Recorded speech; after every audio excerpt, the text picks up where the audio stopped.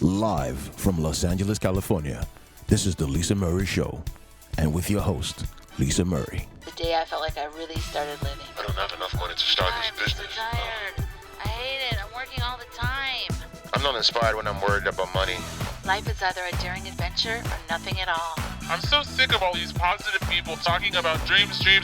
What about money? Like, how am I supposed to get the money? What it's really about, it's about you pursuing what makes you come alive.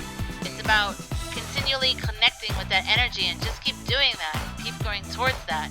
That's what it's about. I need to give up. There's too many obstacles. I can't take this shit anymore. Ships are safe in the harbor, but that's not what ships are built for. It feels really good to be my own boss. I have dreams, damn it!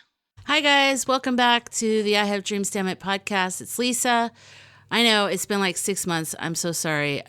There's been so many things going on, so many changes, so many big things, all good things, but things nonetheless. So yes, hello there. And I have been interviewing people for the Death Talk podcast, and I'm rolling those interviews out now. And that's my second podcast, Death Talk podcast. And then for this podcast, I've been keeping a list of all these different topics and different discussions I want to have with you because I've had all these insights and just different things that have come up over these last 6 months.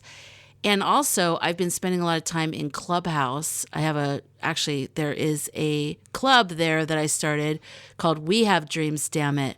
So if you're interested in joining that, head on over there.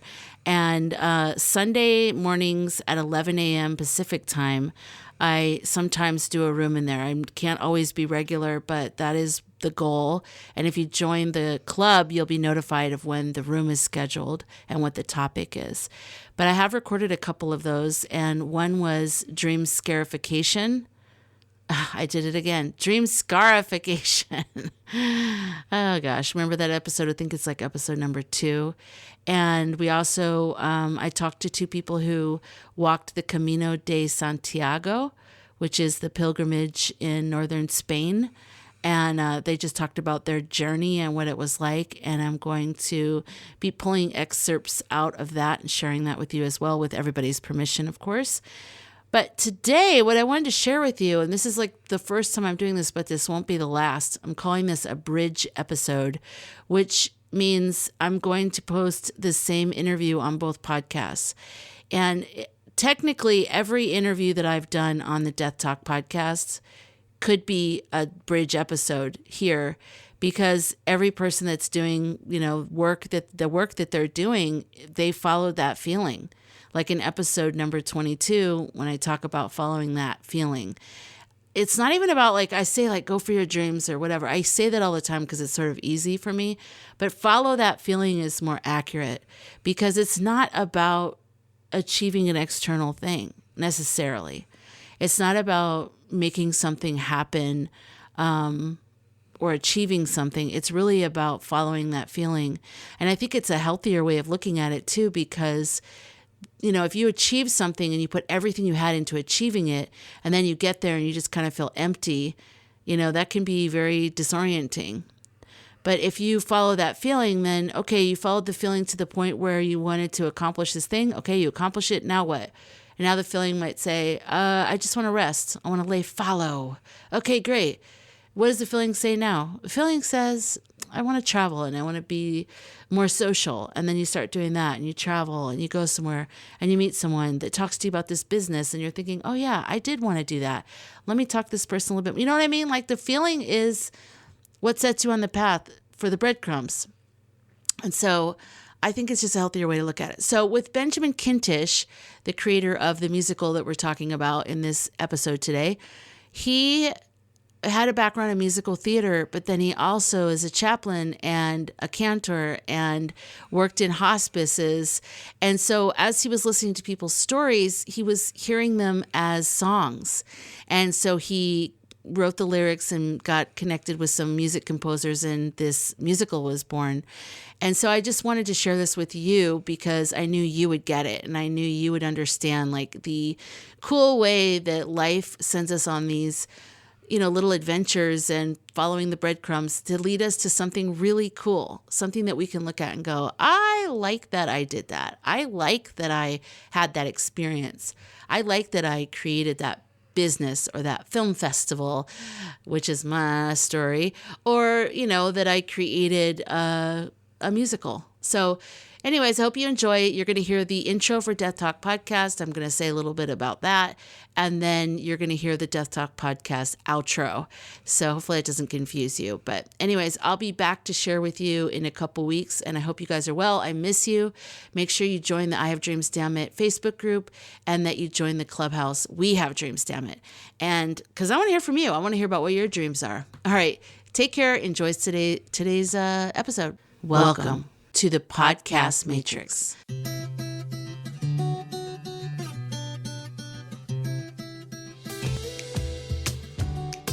Welcome to the Death Talk Podcast. The vision for this podcast is to break the culture of silence surrounding death and dying. I'm your host, Lisa Murray.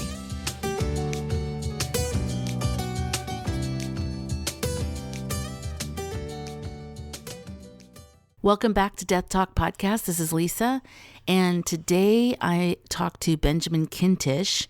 He is the creator behind Life Review, the Hospice Musical.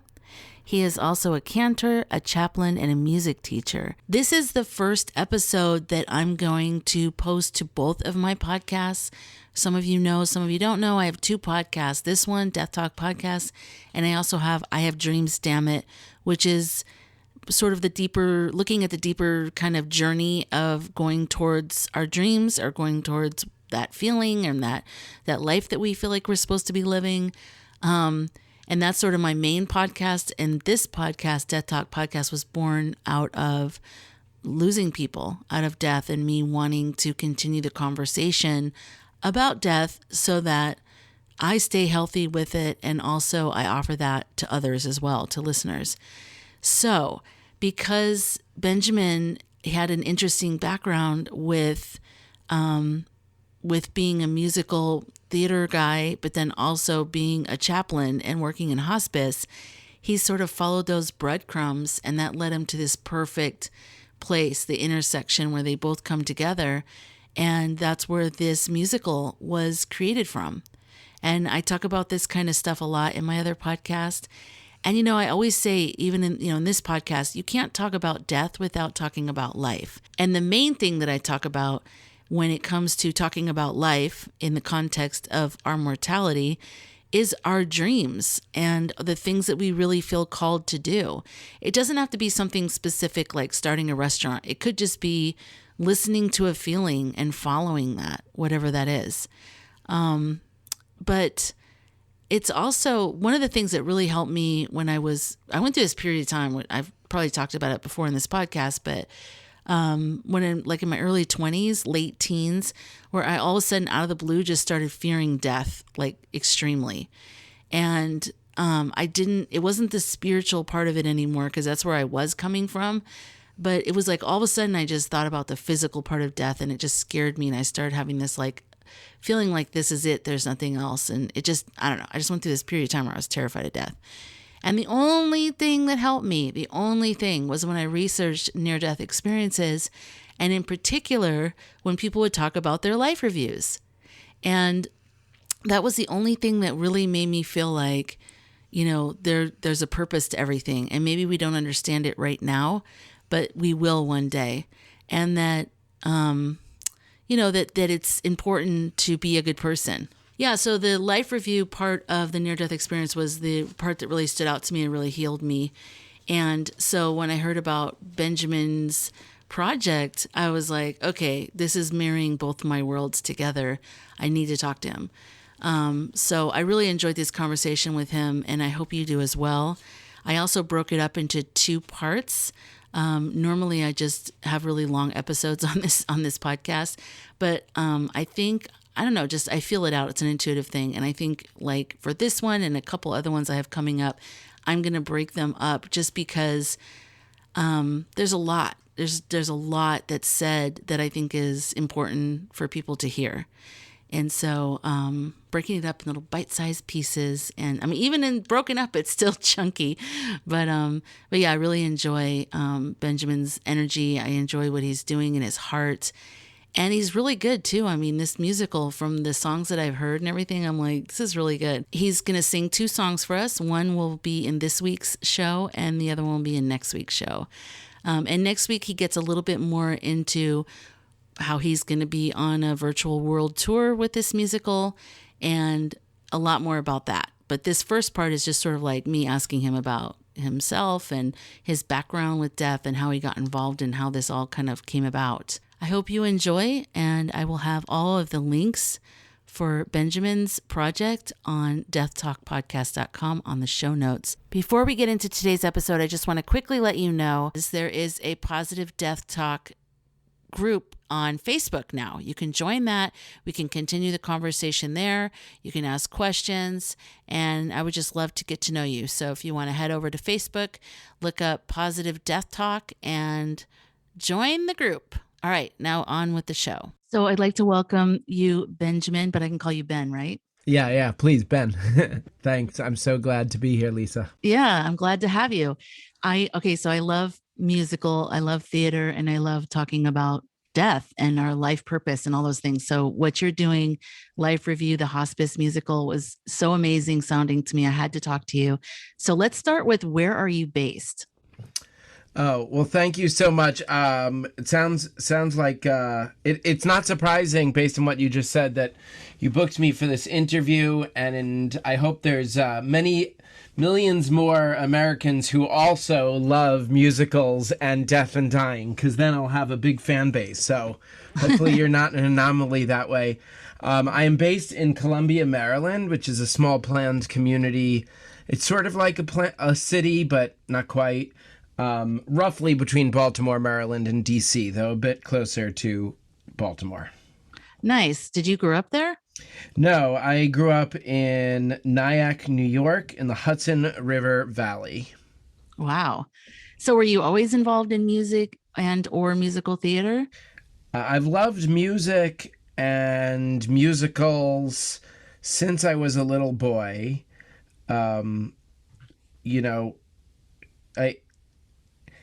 I definitely loved musicals as a sort of part of the music that we had available on my parents' phonograph. It's like whatever stuff my parents liked when they were 20 and 30, when they were still buying vinyls, that became the soundtrack to my youth, right? And that included a lot of amazing musical theater, including West Side Story and Oliver and Sound of Music and another 20 other albums like that. So those records were part of my early listening. And then I also have very happy memories as a kid growing up. I always loved music class. I always loved singing, and I was quite good at it. But some of my favorite memories as a child include trips to nearby New York City to see professional quality dance or Broadway plays.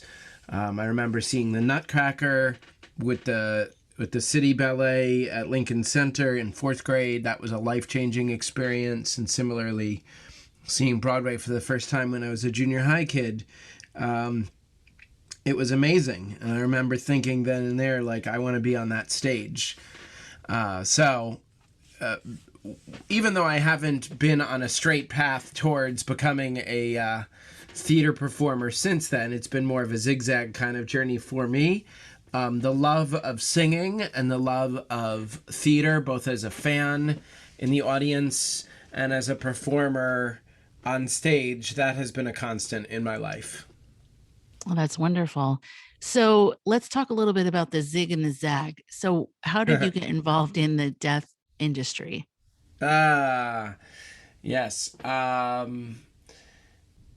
Well, the short answer is I'm trained as a cantor, which is like a music minister in a Jewish synagogue.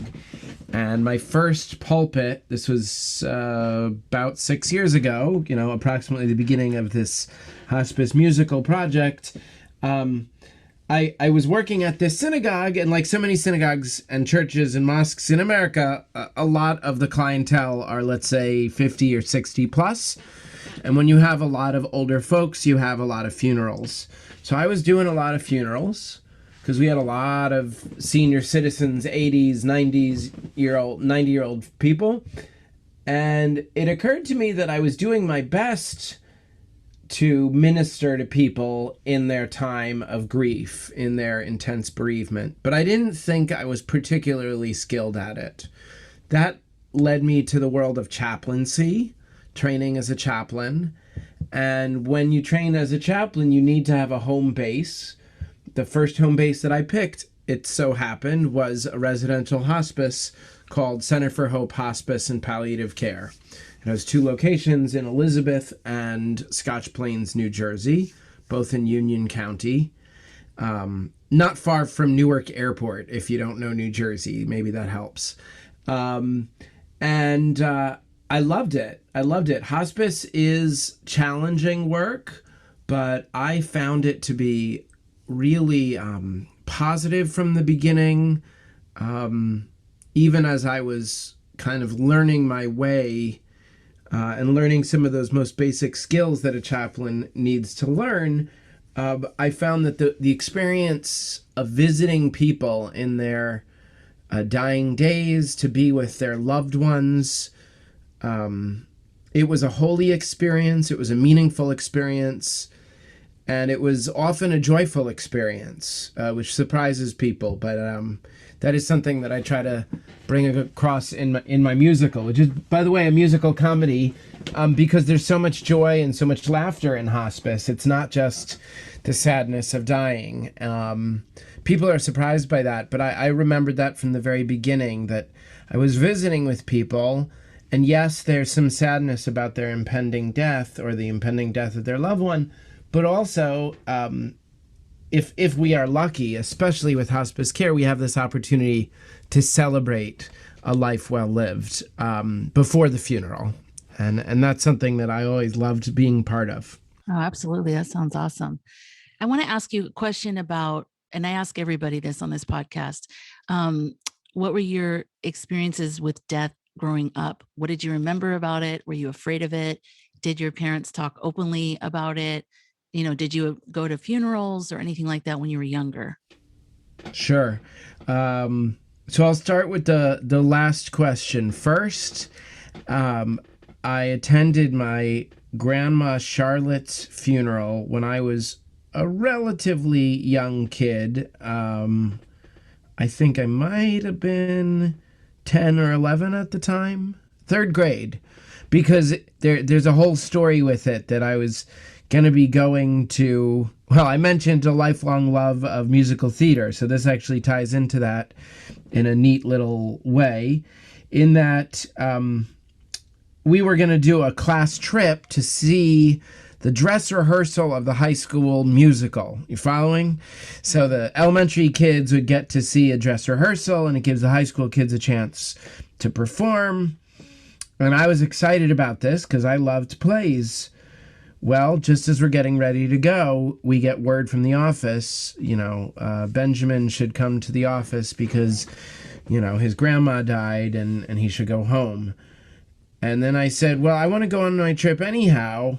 And they gave word to the office. I was going to kind of go because I just wanted to go. And then something broke when we were sent to the restroom, go pee before the bus comes. And some classmate of mine found me crying in the bathroom and said, "What's the matter?" And I said, "I just found out that my grandma died." And he was like, "Oh, you should go home." and so then I went home. So if there's a moral to the story, folks, if you hear your grandma died, don't go to the play. Just kidding. If you want to go to the play, you should go to the play. Just don't go to the bathroom. Right, but you should definitely listen to your body and relieve yourself at least once or twice a day. All joking aside, and I'll probably continue to make jokes throughout the interview, but when I worked as a pulpit cantor, I often would say in a subtle way, like, Folks, we're going to begin the funeral in just a few minutes. We encourage you to use the restroom if you haven't recently. And then I'd make some quip like, I know it sounds like an elementary school teacher before a field trip, but a lot of folks, when they're dealing with burying their loved ones, they're not paying attention to their own basic needs.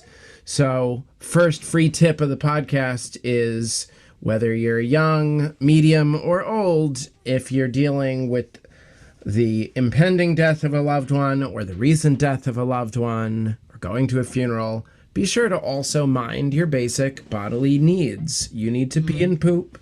You need to eat and drink. You need to sleep. And if you don't do those things, your body starts to fall apart. You feel like you're falling apart because your heart is broken when you're grieving and it's raw. But you still need to take care of yourself and eat and drink and all of that. So I would I would sometimes find myself in this funny role, a little bit chaplain, a little bit cantor, and a little bit teacher, to remind the people in that moment of need, like, listen, you know, you're burying your father today and you need the restroom. So yes, folks, while you're listening to the podcast, by the way, if you gotta go, I won't be offended if you press pause and go relieve yourself and then come back after all this bathroom talk. Yeah, sorry about that, Lisa. No, it's good. It's good to give it practical tips woven in. I like it.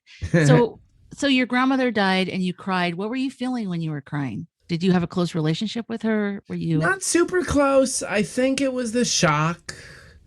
I think it was I think as a 7 or 8 year old, you understand that it's sad when someone dies. I only had at that point 2 grandparents because my mother's parents, one had died way before I was even born. And I think my maternal grandma died when I was like 2 years old. So in elementary school, I only knew my dad's parents. And so, you know, having only 2 and losing one of them, I guess, is a big deal. The second grandparent, my grandpa Bernie, was much more painful in that I watched over a period of spread out visits his long decline in the hospital. That was painful to see. I was also quite a bit closer with my grandfather, just on a personal basis than I had been with my grandma. I do remember at my grandmother's funeral, though, watching for the first time ever, seeing my father cry openly and see my grandfather cry openly. Mm-hmm. Both strong, cisgender, heterosexual, heteronormative men who tended not to ever be seen crying. And they both cried openly on that day and several days following, you know, at the Shiva Minions, which is what the Jews call the little prayer services that happen in the home. So I remember seeing my grandpa weep openly during those services as well. So that was interesting for me because you're kind of aware as a kid of this idea that death occurs. You know, you see a movie like Charlotte's Web, or, you know, you might have, in our family, we were rather hapless aquarium owners, so there were a lot of dead goldfish in our lives. Actually, now that I mention that, I recently became, in my adulthood, the proud owner of an aquarium that kills fish. So for all of you listeners out there, watch out for aquariums. If you're not ready to deal with death and dying, do not buy fish. That's my second tip of the day. Nice. So you had some general idea about death. It doesn't sound like it was a big theme other than, you know, your grandparents, your grandmother, then your grandfather, although the grandfather sounds like it was more dragged out. It was dragged out, and actually what I did see up close with Grandpa Bernie's death was the effect of prolonged illness and, let's say, unresolved grief spiraling into mental illness and depression.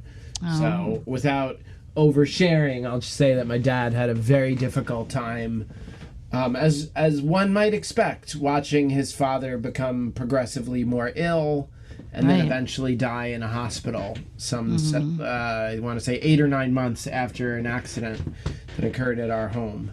So oh gosh. that sort of story, unfortunately, is not uncommon in today's world of hospitalized care.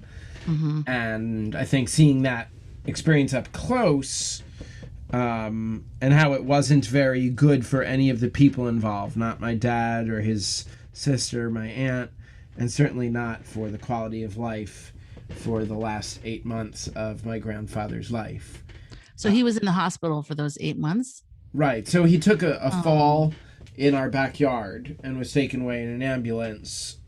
He had fractured part of his spine and, slightly heavy-set man. So a small fall caused a lot of injury, some bruised ribs. And then, when you're in your late 70s and you're a little heavy, a lot of the systems are already kind of teetering on the brink. So one thing led to another, and he was hospitalized, sadly, until his death. So I saw him maybe 5 or 6 times, spread out, maybe 1 month at a time before the final goodbye visit.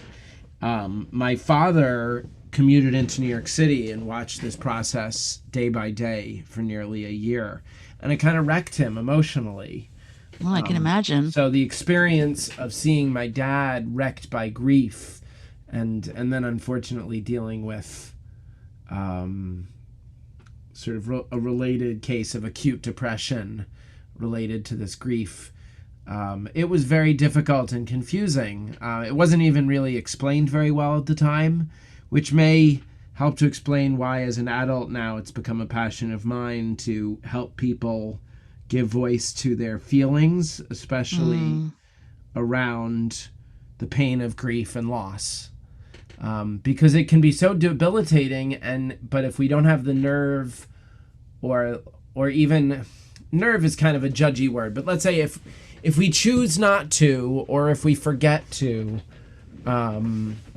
share what's happening, if we are dealing with private grief and we choose not to tell people, we might unknowingly send a whole lot of pain to people around us. And that was the experience that I lived through. Of course, I was sad that my grandpa had died. It wasn't my own father. But what really devastated our family was how the grief hurt my father, who then suffered so much. So if we all think about our own lives, it's often not the fact of the death, but how it shakes relationships, or just shakes the very being of those who survive the loved one's death, whether it's the spouse or the adult child, or God forbid, the parent of a child who dies. How do we survive? How do we go on living even when the person we love has died?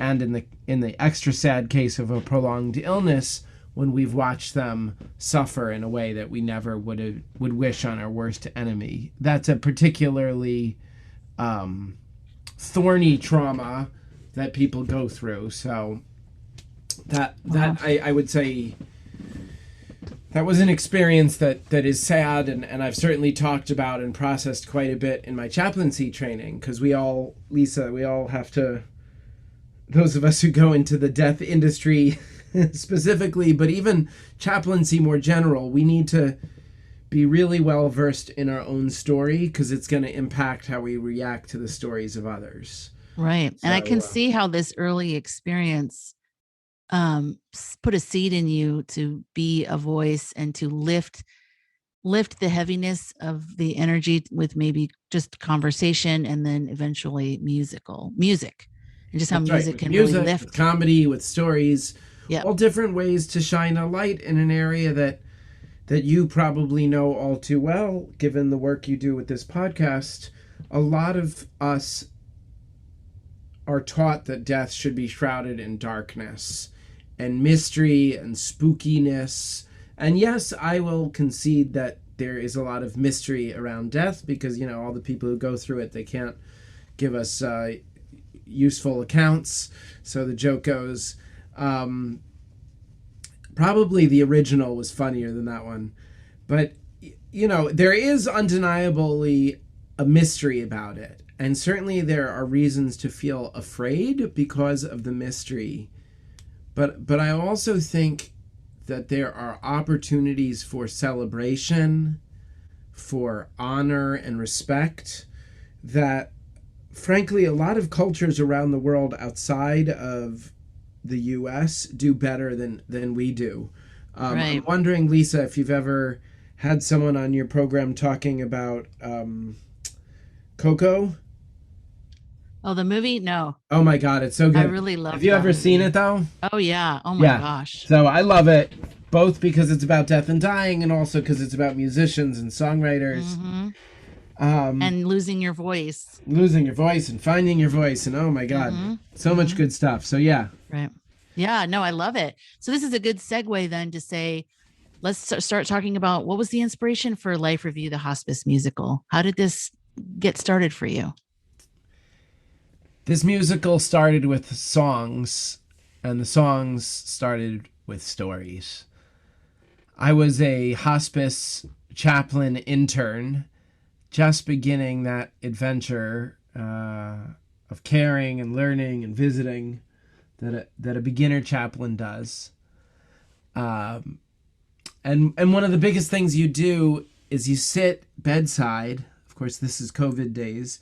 You sit bedside, and if the person is able to speak, you ask them questions to help them offer stories of their life.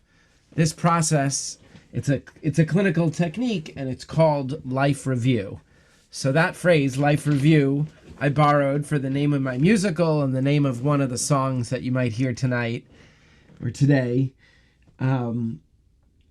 Those Life Review conversations resulted in amazing stories. I remembered meeting people who had interesting jobs, a guy who claimed to be former Mossad and CIA, another person who was, I was just an automotive repairman, but I paid my mortgage and I put my daughters all the way into college, very proud about his life of work. People who had been teachers, professors, labor organizers, you name it. So some people might have had glamorous lives, some people had simple lives, but the common thread, of course, is that the questions of these Life Review interviews or Life Review conversations, they helped these people provide a beautiful highlight reel of their whole life. So I would drive home just kind of filled with wonder and reverence for these stories. One night I called my wife. I said, "Sweetie, these stories I'm hearing bedside, they're amazing. I think they want to be songs." She said, "Well, get writing." So that night I opened up one of those black and white journal books, and I started sketching out in my chicken scratch handwriting some lyrics that would become the first song in the musical, the ballad, "Will It Still Snow When I'm Gone." I love that. I love that moment of inspiration that sets you on a path. It's amazing. So what song, is that the one where you're asking the questions? The one where I'm asking the questions is Life Review. And if you'd like, I could definitely do that. Ooh, I love that.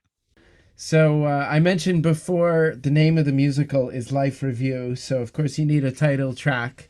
I wrote a song by that same name, Life Review.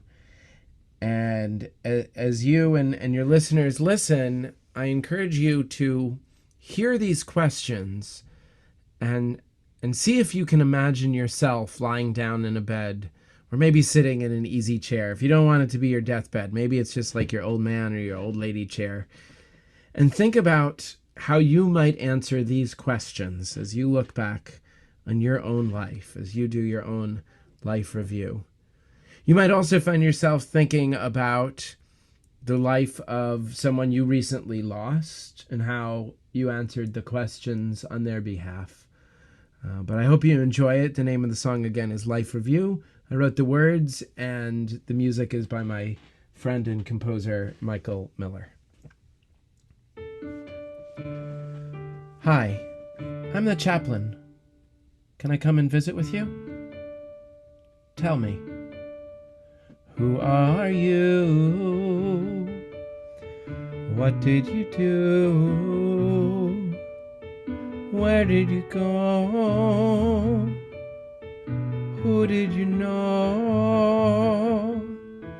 Who did you love? Who did you lose? When you had a choice, how did you choose? So tell me a story, give a glimmer of your glory, how you got to here and now. I am here to hear you now. We are here to hear you now.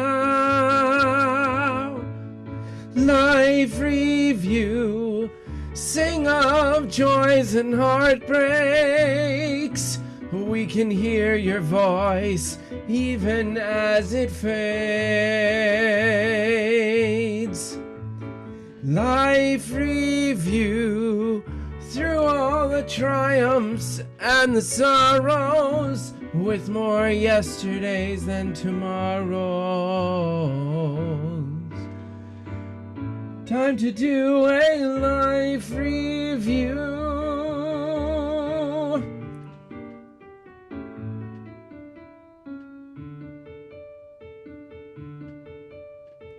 Tell me about your mom and dad. What was the best job you had? And how about when your health got bad? And when did you feel fine? Where did you live and where did you move to? What were the records you used to groove to? Is the time enough to ask all that I must?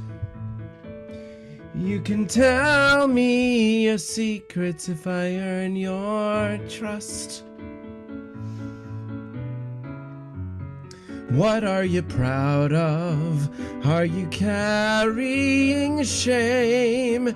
Did you ever get married?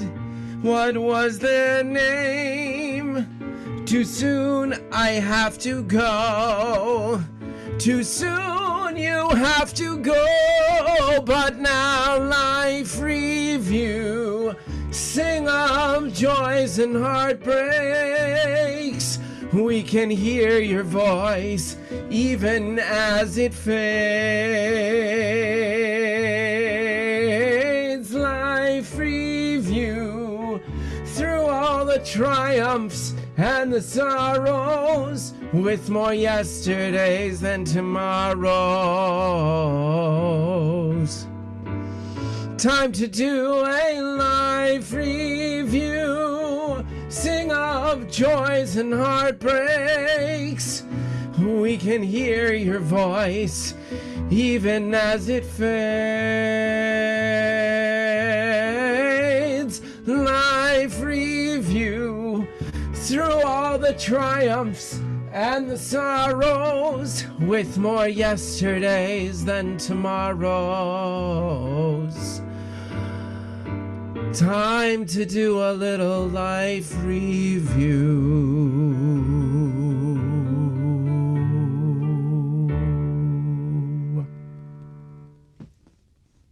Wow. I love that. Thank you. Thank you, Lisa, for listening. Are you on Clubhouse? I feel like I'm asking everybody that nowadays. Well, originally it was just for Apple, and now they've opened it up for Android. So Clubhouse is an app. It's an audio-only social media. It's really different from any other social media. I can tell you more about that later, but I do want to let you know on Tuesday nights from 6 to 8 p.m. Pacific time, I open up a room called Positive Death Talk, and I have a Positive Death Talk club on Clubhouse. And if you'd like to just come and talk about different topics that pertain to the topic of death, I welcome you or invite you to come and check it out. So it's Tuesday nights on Clubhouse, and just search Positive Death Talk Club, and then you'll find it there. I look forward to meeting you. Let me know you heard me on the podcast, and I look forward to talking with you. Music is so, it softens us, it goes past all the mind barriers, and it gets right into who we are. And either it makes you sad or makes you happy, it gives you energy. I mean, it just really moves things along. It's just so interesting. What a clever way to get people to think about all of this, which we should all be thinking about at some point. So, wow. So I'm gonna be so bold as to put my host on the spot and ask you. Okay, yeah, I'll sing Life. No, I'm just kidding. Oh, I'm not. If you've got the hook, then congratulations, Michael. You successfully wrote an earworm. I mean, I did double it at the end, so in case you forgot the melody, I sang it one more time. Yes. But as you heard all those questions, Lisa, I mean, have you ever done that exercise where you write your own obituary? A lot of high school kids are made to do that, which is... oh my God, no. It may seem a little dark, but, a lot of self-help books recommend it too. The idea is, in order to get down the road you hope to go down, to use that travel metaphor, you have to imagine what the destination is. Certainly business people know about this, and good teachers worth their salt. They think about what the kids know in June and then plan September through May accordingly, to build towards that. Anyway, where am I going with that, Lisa? I'm not sure. Well, you're getting me and the listeners to think about applying that to our lives, even if we're not in hospice. There you are. There's a connection. And that, folks, is why Lisa Murray hosts a podcast, because she can follow an incoherent guest and bring some coherence to the proceedings. Here's the thing, like imagining our life. I mean, you laughed nervously when I mentioned the exercise of writing your obituary. But I'll tell you to take my own example for something that's not too deeply personal, given that I'm here promoting this musical that I've created. At a certain point in my life, I decided I think I have a musical that I want to create. And I did not know that it would take me 6 years to not yet be done with it. And that's where I'm at right now. And I didn't know it would take a team of at least 10 creative people and twice as many, financial backers and on, which I know now, and we continue to grow. But there were certain points of doubt along the way where I was like, I don't know if I can do this. And my therapist said something very powerful to me. He said, "You've done amazing work so far. I can tell you, I work with some people who spend a lot of time regretting the big thing that they never did. Mm-hmm. You are doing your big thing right now." Yes. And you don't know how big it'll get, and you don't know if you make it to Broadway or off Broadway, or if you only do the hospice conference circuit, or who the heck knows where this thing lands. But right. I'm proud that I've been bold enough to try to bring it to the world.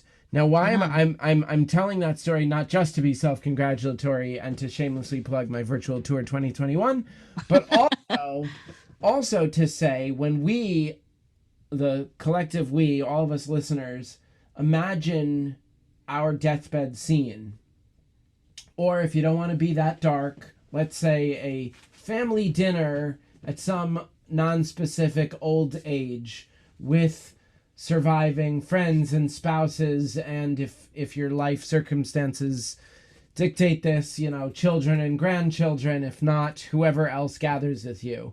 Imagine that scene, and then imagine the story you want to tell. This might also make you think of like It's a Wonderful Life, because that deals with similar themes about like the life that you want to live versus the life that you stumbled into, a life of regret, a life of intention, right? When we think about future self looking back on our current life, it makes our current decisions matter a whole lot more. And the thing is, like, a lot of times we make foolish decisions or decisions we might regret later because in the moment they feel good. And so, like any of our hedonistic impulses, sex, drugs, rock and roll, are usually going to feel better in the moment than the next morning or the next year. We all know that. But whatever it is, if we decide that we want to look back on our life and having accomplished something of importance, it means we're going to have to put in a lot of time when we're younger than deathbed or healthier than deathbed to get it done. And it's so interesting because I did not mean for this interview to become so guidance counselor-y. I happen to be married to a wonderful guidance counselor who specializes at the moment with college counseling. And sometimes we compare notes, the middle school kids I help, the high-achieving upper-class prep school kids from Rockville who she helps. And here's the thing, they all want to make something good of their lives. They may have very different expectations. They certainly have different zip codes and different income levels. But all of us, rich or poor, young, old, beautiful, ugly, in between, we all want to make some kind of difference in the world. Maybe we want to make some money. Maybe we want to find some fame. Maybe we want to find love, affection, sexual gratification. Maybe we want to have adventures. But all of us want something to look back on with fondness and pride. And that's part of what the Life Review project is all about. That people of different types all face their death with a surprising amount of optimism and hope and, dare I say, celebration and humor, because the lives that they've lived are filled with things that are worth celebrating and, the fallible, embarrassing things that they can laugh about. This is the end of part 1 of my interview with Benjamin Kintisch about the Life Review, the Hospice Musical. And so if you would like to hear the second half of our incredible conversation, that will be on next week's show.